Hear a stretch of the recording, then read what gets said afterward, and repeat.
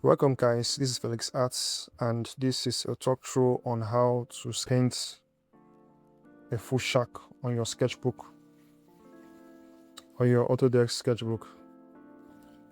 So now guys, this is a full tutorial that I did and I want to share this with you guys.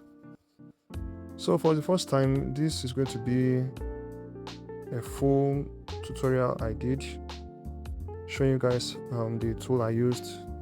I used the hard eraser to erase, and most of all I used, let's say, 2 to 3 layers. Many people ask me on the comment section on Facebook, how many layers do I use, how many layers needed.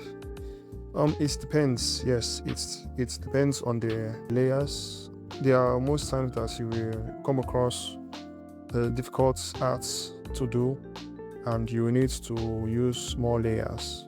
Yes, you you need more layers. Now, using more layers doesn't mean that your arts won't look good. For me, I prefer to use, let's say, 2 to 3 layers. But there's some people that will love to use, let's say, 5, 10, 20, 30, 100.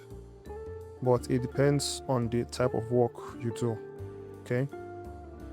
Now, this is me using the hard eraser to erase the color.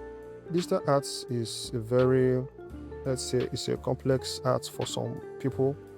There are most times people find it difficult to draw on their phone, on their tablet, and there are many people who sees my artwork, and let's say once they see my artwork, they'll be like, wow, that they would love to try it, not knowing that it took me years. It took me years to get to where I am now.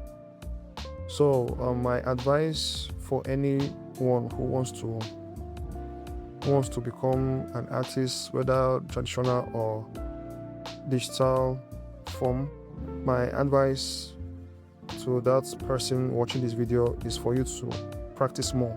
Yes, let's say in a week you can draw, like, let's say 2 to 3 times in a week, and I'm sure, let's say you are drawing back to back, there's very high chance of you getting better. Let's say you draw today, let's say you sketch today, then tomorrow you add colors, and even if the color is not matching with what you expect, there is always a room for you to, let's say to go back to adjust. Yes, we do lots of mistakes, and there are many times I've done lots of mistakes. Yes, I've done lots of mistakes. So now guys, this is me using the paint start part to shade, and there's very, like, let's say there are some things that you need to put in mind when using this tool.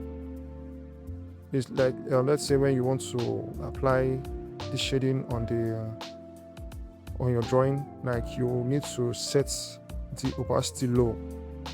Yes, you need to set the opacity low once you are applying this tool on your artwork.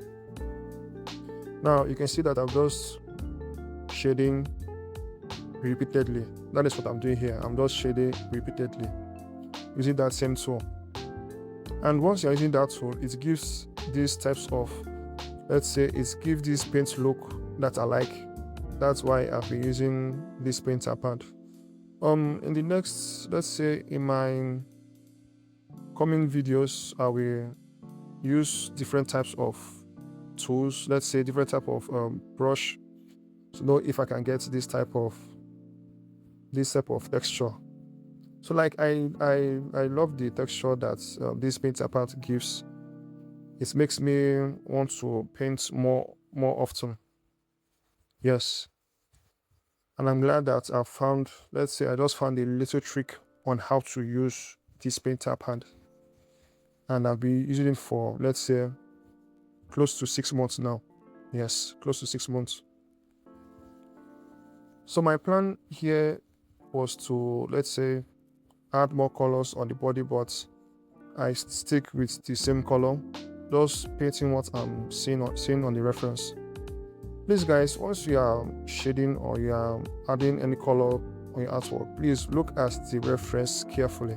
Yes, look at the reference carefully and don't just go into it like you know what you are doing, because one mistake can ruin everything. Make sure you look at the reference very well. Now, this tutorial that I'm doing is not that perfect. I don't know why anytime I'm doing a screen record and let's say I want to make a full tutorial, the artwork will not look good. I don't know, maybe is it because I'm in a haste to finish the artwork before time runs out. I don't know, but this is how I paint. Okay, and for the fact that I'm using one tool doesn't mean that you can't use any other tool. No, you can use any tool that suits your tastes, but for me, I'm using just one tool. Okay, because it has this paint texture. That's the only thing I can say about this tool. And you can see how I'm looking at the reference. Once, let's say I will do one stroke, then look at the reference, do one stroke again, then look at the reference. So guys, you will notice something. I've stopped using the smudge brush. I've stopped using the smudge brush for a very long time. Instead of me using the smudge brush, I use the color picker. I use the color picker to pick on the color itself, then add it. So I'm almost done with this piece right here. And yeah, this is the artwork, guys. Thanks for watching.